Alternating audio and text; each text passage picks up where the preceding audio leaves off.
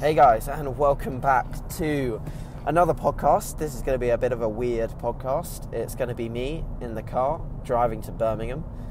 The reason why I'm doing this podcast is because if you know me well, you will know that I absolutely detest driving. The reason why I don't like driving is simply because I am not productive when I drive a car. You can't really do much when you're driving a vehicle, funnily enough, apart from look at the road and make sure you're going in the right direction and listen to Mr. Satnav or Mrs. Satnav. So I'm going to not answer any questions in this podcast, but hopefully it will be equally as informative as my other ones, purely because I'm just going to ramble, okay? I'm going to talk about where I'm at, I'm going to talk about a little bit about LA, I'm going to talk a little bit about my seminar coming up, I'm going to talk about the rest of the plans for December, some of the things that are happening with my clients at the moment, and just generally what I'm up to and what I'm doing. So hopefully you all enjoy me blabbing away. I'm sure some of you do already. And special shout out to Carla, who competed in WMBF Worlds, came fourth in her category, did very, very well. And we had some awesome chats when we were in LA together, and she listens to the podcast, so I know she'll be listening to this, and I know that she's been missing them. So if you, like Carla, are missing the podcast, you'll probably be glad to hear that I'm back. I'll try and be back for every week leading into the future. So obviously today is Thursday, it's almost Friday, it's about 10:30 at night. I am only about half an hour into the drive to Birmingham, so I'll be home at about 12:30. And I am wide awake. The reason why I'm wide awake is my body clock is a bit messed up from the LA trip. So LA time is like 8 hours behind. So it's kind of messed me up a little bit. It's definitely made me feel a little more fatigued in my sessions. When I got back initially I believe I got back on Tuesday morning UK time, about 9 a.m. And I just felt like really odd. So that day I just spent resting, aka listening to my body, you know the drill, and just catching up on loads of work. I'm really busy at the moment because I've got a lot of new people starting up, and I have got a cap on my services, so luckily enough and unfortunately enough, it's a balance between the two. I've had a fair few people sort of end coaching over the last couple of months, mostly down to the fact that I coach a lot of junior athletes, and they can't really afford the cost of coaching into the off-season, which is a big shame, because a lot of them would capitalise on their off-seasons a lot better if they stayed with me. Whether they think that or not, I think they would. I really do believe that the off-season is one of the most productive times to have a coach. I really do believe that. So if you're sort of second-guessing as to whether you should have a coach in the off-season, I think you should. I really do think you should, because especially if you struggle with the phase itself, the accountability, or the training programming, supplementation for the off-season, mini-cuts. There's so much that goes into an off-season that having a coach can make that process far more productive for you. So yeah, anyway, getting to the straight to the point. Lost a few people, so I basically started a little bit more promotion on my socials with regards to coaching, and got a box load of inquiries. So I've actually got quite a lot of men's physique athletes for next year. I've got a men's physique athlete that's actually coming from California. I've got a lady starting with me that's a fantastic athlete that will be in women's bodybuilding, which will be, if she does prep in 2019, she will be my first women's bodybuilding client, which I'm very excited to prep. Obviously, women's bodybuilding is very, very similar in terms of what we're looking to achieve in comparison to men's bodybuilding. It's just working with a female obviously requires a few different approaches, which I'm very excited to apply with that lady, because she is fantastic and has a world of potential. Not sure if she'll listen to this podcast at all, but she really will do fantastically, as will a few of my other guys that have signed up. I've got a guy called Nick Chapman, who has done very well as a physique athlete already. He's going to be one to watch next year in the UKDFBA in physique. I'm starting up with Lewis Rossi very, very soon. He will be a middleweight in the UKDFBA, and he will be very, very, very difficult to beat in that category. Toby, if he preps next year, he's going to be fantastic. He's going to be either a heavy or a middle as well, and he will be, again, very, very, very much up the top end. And I obviously have huge expectations for, all of my clients. Another one to mention that started recently was Jack Richardson, of course. He's going to be a junior, and he's going to be definitely up the top end. So, guys, I'm not going to hold back on what I want to say here. I'm going to take at least 2 people to WMBF Worlds next year. Putting it on the line, putting it out on the podcast, I'm going to make it happen. Whatever it takes to get 2 people on the plane to LA, aka 2 British champions at minimum, I will have them there. And I don't care what I have to do to get those people there, I'm getting them there, because the people that I know have the caliber and the opportunity to be able to do that are the people that will dig deep and work hard. And I have plenty of people that want to work hard. And, I might not have even mentioned some of them. I might not even have some yet on my roster that are going to make it. But I know that with the traction that I'm getting at the moment, the quality of athletes that are coming in, I know 2019 is just going to be a fantastic year. And I'm more than ready to... This is a quality that I think more coaches should understand, is that whilst when you prep, you will attract more clients, are you really giving them the most optimal service when you're prepping yourself?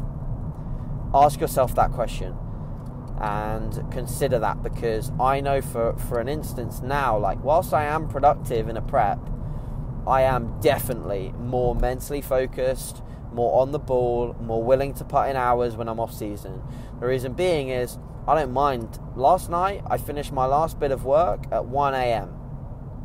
That's partly because my sleep cycle is completely ruined. It's partly because I know that I can go to bed at any time and sleep well. I know that my routine it usually is absolutely perfect. And I know that, I can get a good quality 8 hours of sleep when I do go to sleep, So the difference in prep is that I have to go to bed at a specific time. I have to do, 10,000, not 10,000, I did more. I had to do like 25,000 steps a day. That's taking a lot of my time, as much as I can be on my phone. I'm not at my laptop. I'm not doing programming when I'm walking. I'm wasting time there, essentially. I'm being quite selfish. And I've grown my business more than ever through being in a position where I can be productive, being in a position where I can be awake slightly longer without sacrificing sleep, and just absolutely pouring everything into what I do. I absolutely love what I do for a living. I absolutely love it. I cannot get enough, okay? And all you have to do is watch the WMBF Worlds footage to know how much I love bodybuilding. I absolutely love bodybuilding. Because even Ben, Ben's not a client, but Ben is probably someone that I would consider one of my best friends. Genuinely. I haven't spent a lot of time around Ben, but being around him for the last, 4 days when we were in LA, has just absolutely lit a fire up my arse, basically, because he's one of those people that, you're around for a little bit of time and I'm like, fuck, man, you're a cool dude. You're someone I just look up to massively. I can relate a lot with Ben, no homo, I love the dude. I love him so much. I think he's a fantastic role model for the sport, and I can't wait to spend more time with him, get some training in with him, and we're going to record a podcast next week together. He's going to produce some content for the members site. So it's just the start of what will be a great relationship, I'm sure, and I have more confidence than ever to sort of put my faith in him when it comes to 2020 and me returning to stage. I want to have his opinion on a lot of things, especially with regards to where I'm at physique-wise and whether I'm going to be ready on time, whether I'm in a good position conditioning-wise, how my posing is looking. I'm going to put a lot of time into making sure that I see him quite frequently, and obviously that will be all being okay with him, but I'm sure that he'll be more than willing to be part of that process. So yeah, that's a a bit of a talk about Ben, but it's more than deserved. Of course, he is now the WMBF Pro Lightweight World Champion and more than held his own in the overall. As much as he maybe doesn't think he did. He really did. And you only have to watch the footage to realise how much he stood up to, you know, the likes of Babacar in that overall, which is just crazy, to be honest.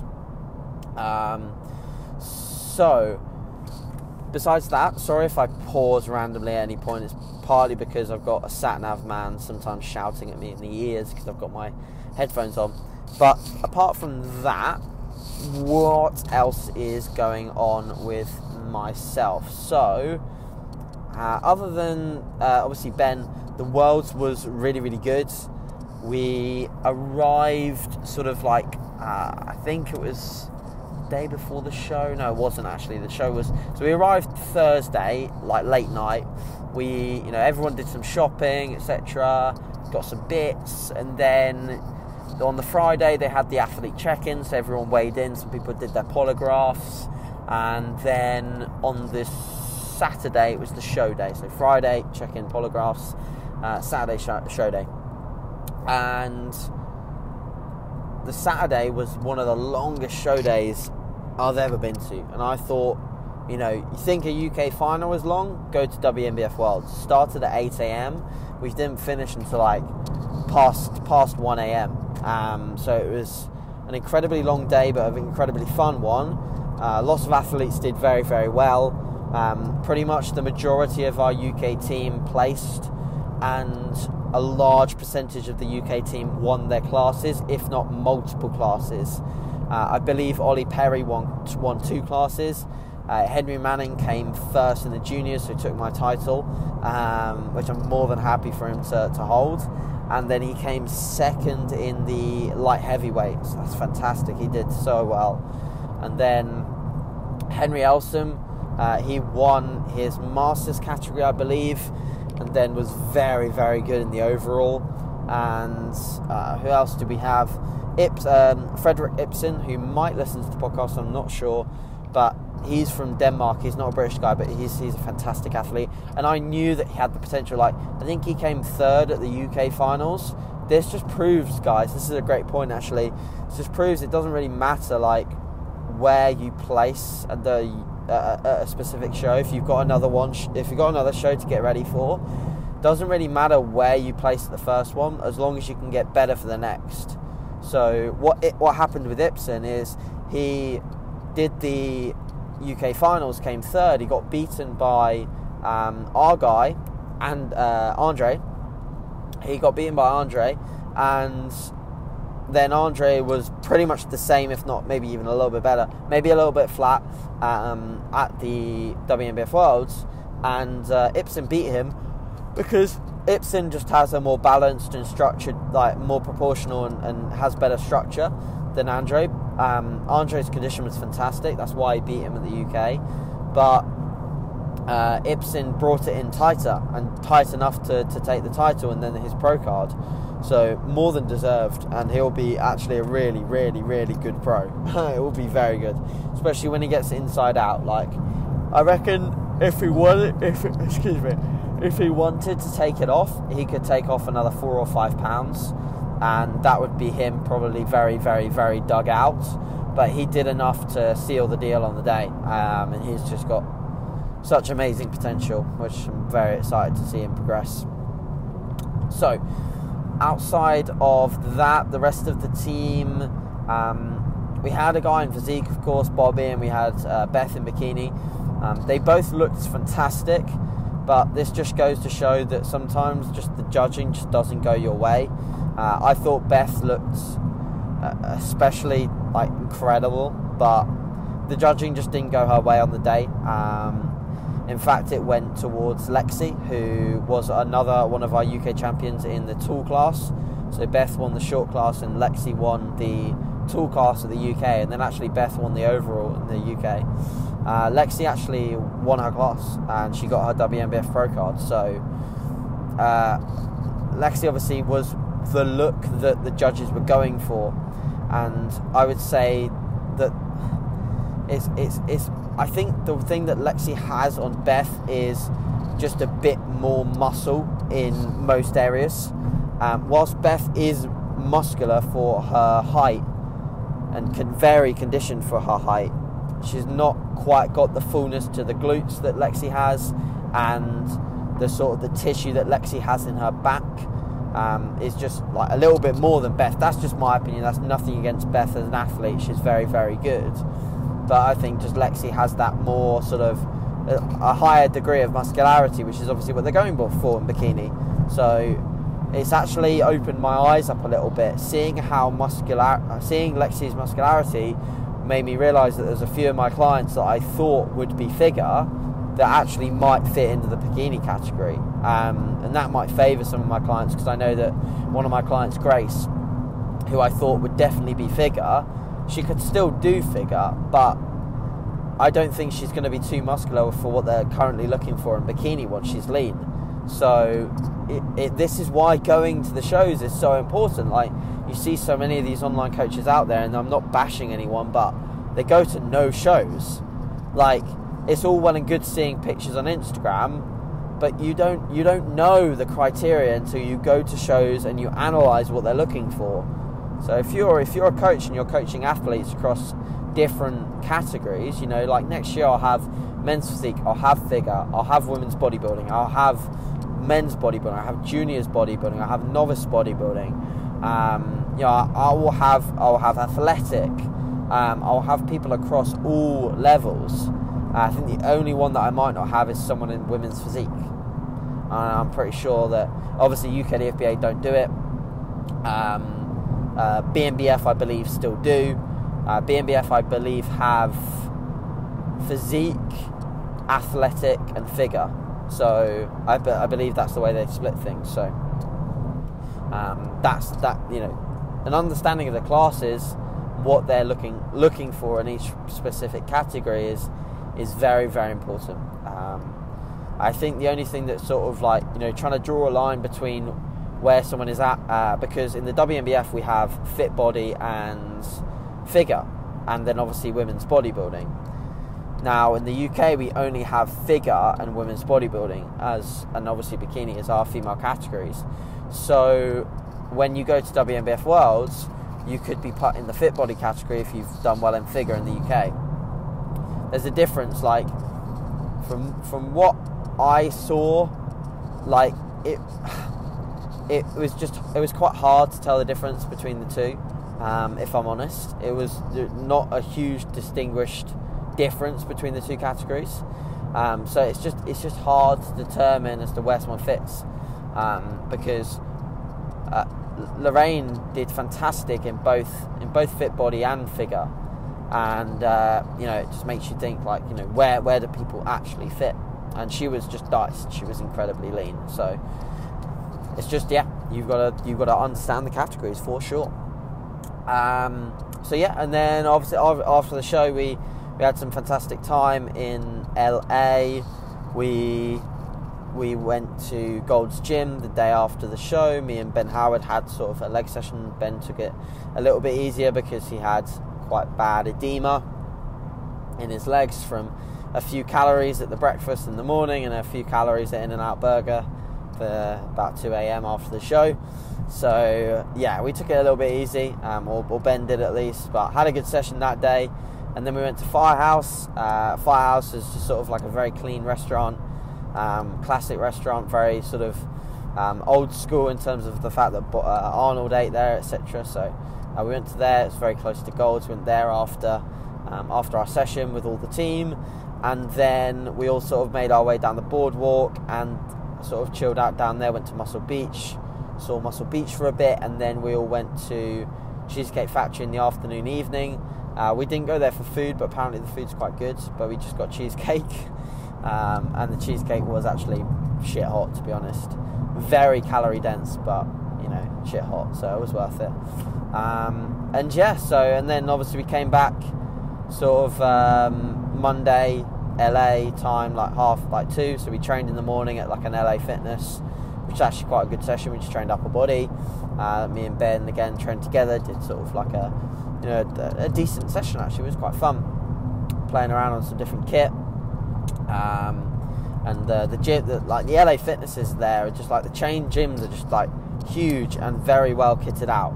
You know, it's full of those people that you see on the gym memes thing, like awful form, and people shouting at each other, and there was some like woman going crazy at this old man because apparently he was looking at her wrong or something like that. So it's a bit of a funny environment. Like, I wouldn't want to train there on a consistent basis, but the kit, you can't argue the kit. Like, the kit is very good. So comparative to like UK commercial gyms, is I think it's a step up. And the space is ridiculous. Like, the amount of room they have in between the machines is just ridiculous. It's just humongous gyms. Like, if your friend was the other side of the gym, you could barely see him. So that was fun. And then it was quite weird actually, because we stayed in the same hotel, the exact same hotel as the one that I stayed in when I went out to LA on my own. So I stayed there literally in February, and then I was back. I was back in November to stay again. So, and there was the same lady at the desk that I checked in with when I was there in February. So it was it was quite a cool feeling, to be honest. And I'm getting a little bit of I must admit, I'm getting a bit of blues after it. I miss it, I really do. I always get that after holidays. It's why they're addictive. You get back and you just want to go again. So that brings me on to my December plans, which are quite exciting, because I'll be going away again with Danny. We go away to New York on the 7th of December. So I'm super excited for that. And cannot wait. So we fly on the 7th, and I think we're staying for about 4 nights. So I can't wait to go on that trip again, like go back to New York. And obviously it's Danny's first ever time in the States, so for her it's just going to be like an absolute whirlwind of an experience, and I'm so happy to be spending it with her. I couldn't think of anyone better to go out with. So really excited for that, and obviously I'll document that on my Instagram, and you can see the trip, and I'll highlight the stories like I did on the WMBF Worlds trip. So that'll be really exciting. And so my training at the moment is still my same split. So I'm starting the week off with a pull session, then I go into a push session, and then legs, and then take a day off. So it's pull, push, legs, and then a day off, and then I go back into legs, into an upper body session, and then a day off again. So I'm really liking this split at the moment, to be honest. I've got no sort of issues or niggles or anything going wrong at the moment, so everything's pretty much picture perfect.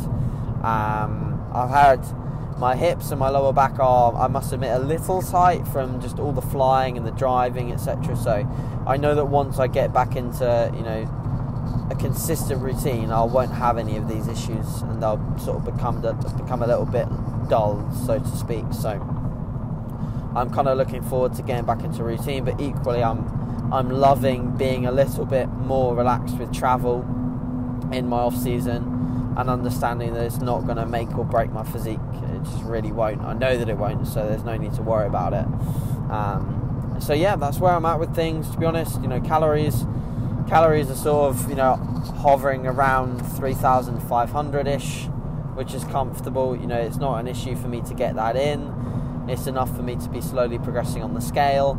It's not too much, not too little, and just enjoying the off season. My training day macros are very low fat, very high carb, moderate protein, and then my off day macros are a little bit lower carbs and a little bit higher fat. I've obviously experimented over the course of this off season with varying the off days quite significantly, but I do tend to prefer just especially when I'm training hard 5 days a week, I kind of need to have those off days fairly decently high carbs, so I can still replenish stores and be I find that I'm like, after a rest day and a good day of eating and a good day of getting carbs in me, I find that the fact that I'm a bit watery and a bit more sort of puffy, I'm a lot stronger. That extra bit of sort of wateriness is just really helpful. So that's the sort of current approach that I'm taking. Body composition I'm happy with.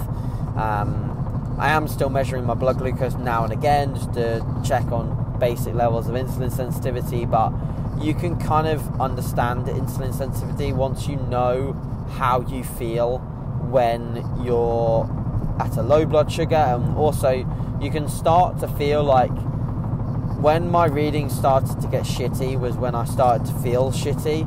So I started to feel quite really not great after meals, like not sleepy, but just generally sluggish.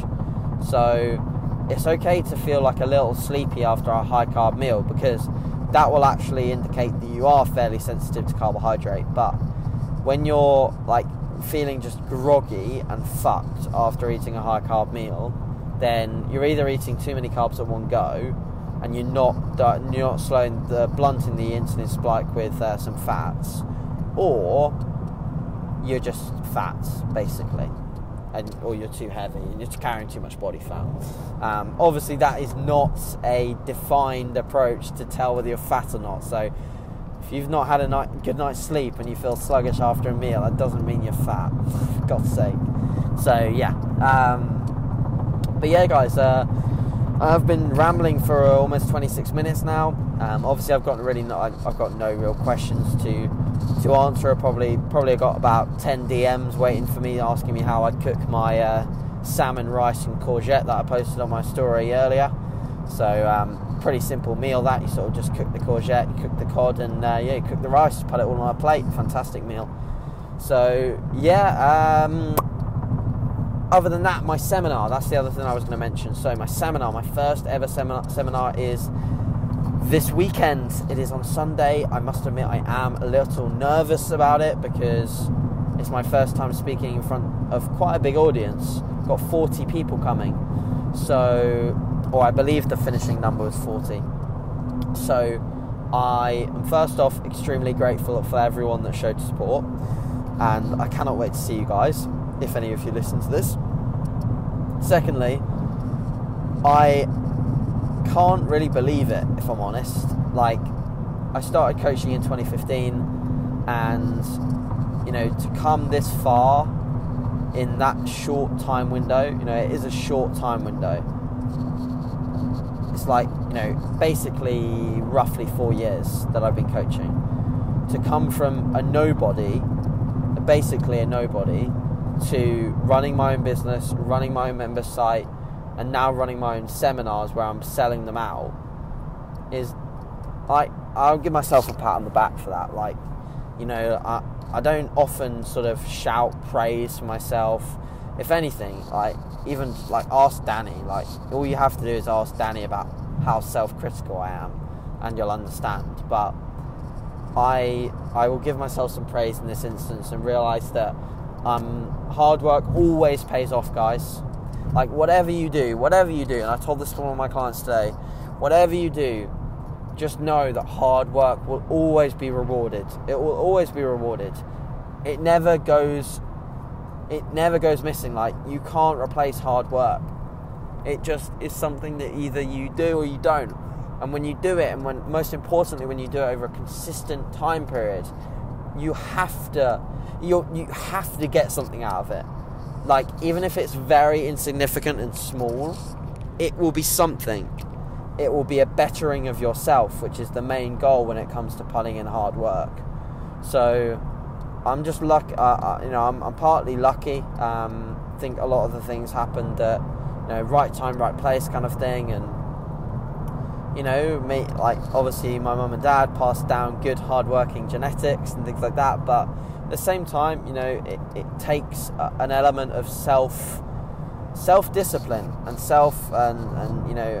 self-motivation for you to be able to apply yourself to a goal. And I'm lucky that I've found a goal that I'm very much passionate about, and that I'm willing to put the time and work into. It's why I'm doing this.